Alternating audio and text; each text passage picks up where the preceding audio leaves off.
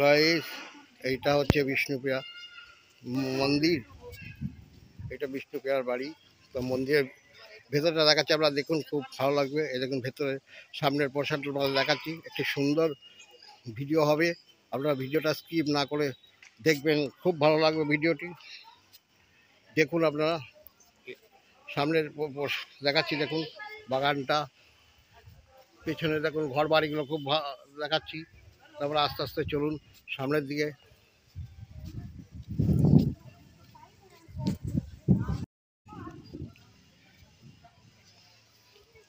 চলুন দেখাচ্ছি ভেতরটা আপনাদের একে একে করে।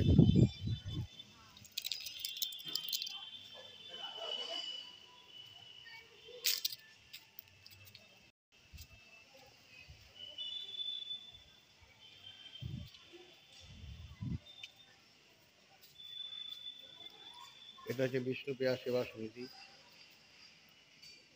দেখুন বিষ্ণুপ্রিয়া, এটা দেখাচ্ছি, দেখুন এটা হচ্ছে পিতা সনাতন মিশ্র, মাতা মহামায়া দেবী, ওনে বিষ্ণুপ্রিয়া। এখন ঢাকা দেখতেই পাচ্ছেন।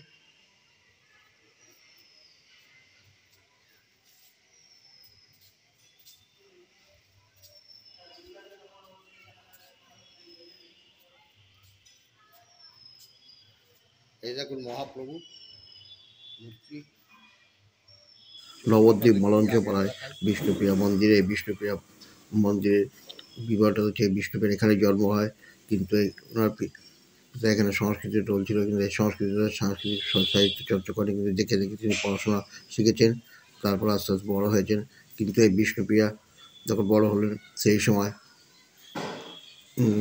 নিমাইয়ের প্রথম স্ত্রী লক্ষ্মীপ্রিয়া মারা যাওয়ার পরে তিনি সংসারে মন আসে না। সেই সময় তার মা সতী দেবী চিন্তিত হয়ে পড়েন। সেই সময় তিনি পণ্ডিত ঘটককে লাগিয়ে তিনি বিষ্ণুপ্রিয়ার সঙ্গে বিয়ের সম্বন্ধ করেন এবং বিয়ে দেন।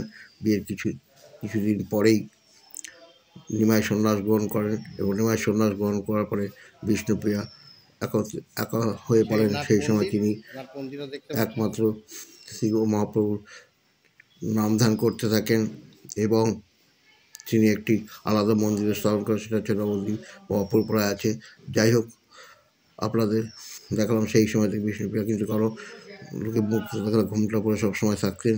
এইভাবে তিনি সারা জীবন বিষ্ণুপ্রিয়া শ্রী মহাপ্রভুর চরণ সেবা করে গেছেন। আর এটি হচ্ছে তার বিষ্ণুপ্রিয়ার জন্মস্থান। ভিডিওটা দেখাচ্ছে, দেখতে কত সুন্দর। দেখুন সামনের গেটটা আপনাদের দেখাতে পারবো না, কারণ সংস্কারের কাজ হচ্ছে। এখানে আপনারা কী করে আসবেন? এখানে আসতে হলে আপনাদের সন্ধ্যা বিষ্ণুপ্রিয়া শেষ হয়ে যাবে। 10 টাকা টোটো ভাড়া দিয়ে নবদ্বীপ মলঞ্চপাড়ায় চলে আসবে বিষ্ণুপ্রিয়া মন্দিরে। আর হচ্ছে নিজের দর্শনস্থল। এখানে আপনার খাবার, পোশাক সবই কিছুই পাবেন। আগে থেকে বলতে হবে, বললে এখানে, এবং এখানে থাকতেও আপনারা পারবেন।